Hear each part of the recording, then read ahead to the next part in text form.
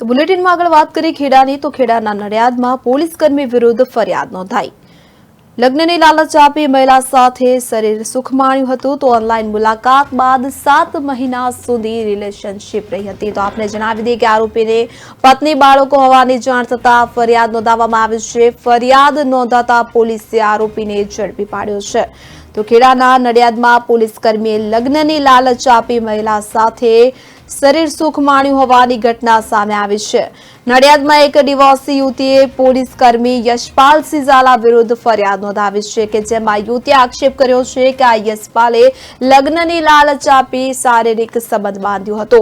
આ બંને વચ્ચે 7 મહિના સુધી રિલેશનશીપ રહી હતી। તો પોલીસ કર્મીની પત્ની બાળકોની જાણ થતા ડિવોર્સી મહિલાએ પોલીસ ફરિયાદ નોંધાવી છે કે જેને પગલે પોલીસે આરોપીને ઝડપી લીધો છે।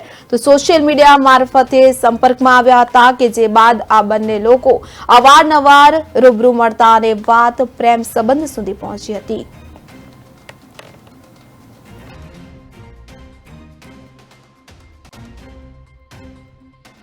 એક પોલીસ કર્મચારી યશપાલસિંહ કિશોરસિંહ ઝાલા નામ સાથે ફેસબુક ઉપર જે ફ્રેન્ડ રિક્વેસ્ટ આવેલી એ રિક્વેસ્ટ એક્સેપ્ટ કરેલી અને ત્યારબાદ આ જે મહિલા છે તે અને આ પોલીસ કર્મચારી બે અવારનવાર કન્સર્નથી મળતા હતા અને ત્યારબાદ તેઓના જે રિલેશન છે એ રિલેશન એ ફિઝિકલ રિલેશન સુધી પહોંચેલા।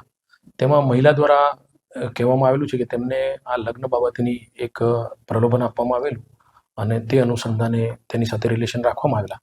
પોલીસે આ બાબતે નડિયાદ પશ્ચિમ પોલીસ સ્ટેશનમાં ગુનો રજીસ્ટર કરેલ છે।